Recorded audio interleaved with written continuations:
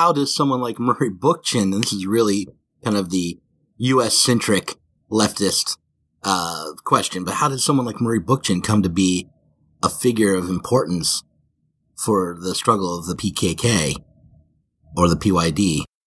That's actually also another excellent question. And I guess the answer lies in the kind of authoritarian history of the PKK.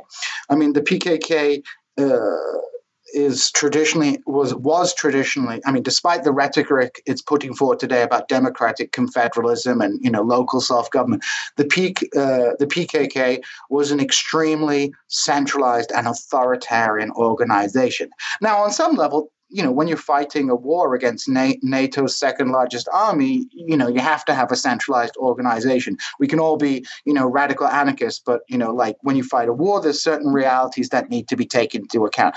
But the PKK's authoritarianism was more than just a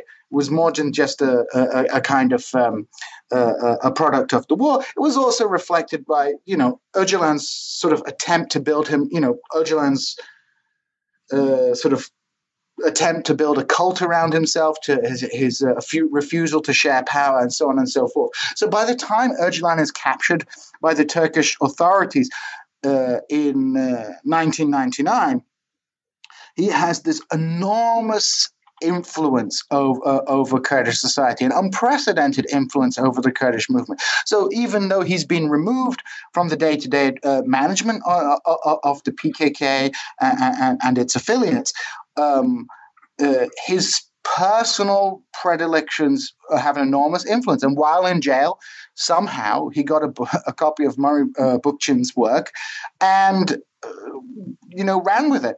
And because he became interested in it, so the movement became interested in it. So it's related to this sort of cult of personality which developed around the PKK's leader Abdullah Öcalan. And I would note, this cult of personality was something acquiesced to by many Kurdish intellectuals of the time. I remember one financial backer of the Kurdish movement in Turkey, someone who lived in Great Britain, when I asked him about, the cult around Öcalan, this was just after his capture, I said, this cult's a little bit creepy. It's a little bit weird. Why obsessed by one man? And they made the point, it's like, in Turkey, the Kurds were so oppressed that we needed a figure that could counter Mustafa Kemal Atatürk. Mustafa Kemal Atatürk was this huge figure in Turkish culture and society. His picture was everywhere. He's the founder of the Turkish Republic. And the argument is in order to give ourselves some self-respect, we had to build ourselves up a leader to the same degree as the cult of Atatürk in Turkey. So, Öcalan's cult is a byproduct of the Atatürk cult that exists in Turkey.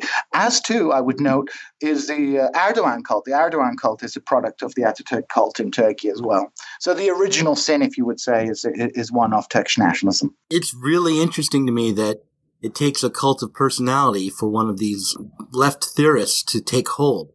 Murray Bookchin, of course, opposed Stalinism and cults of personality and authoritarian hierarchies his entire life, but it takes something like a Stalin figure to impose his ideas on a people.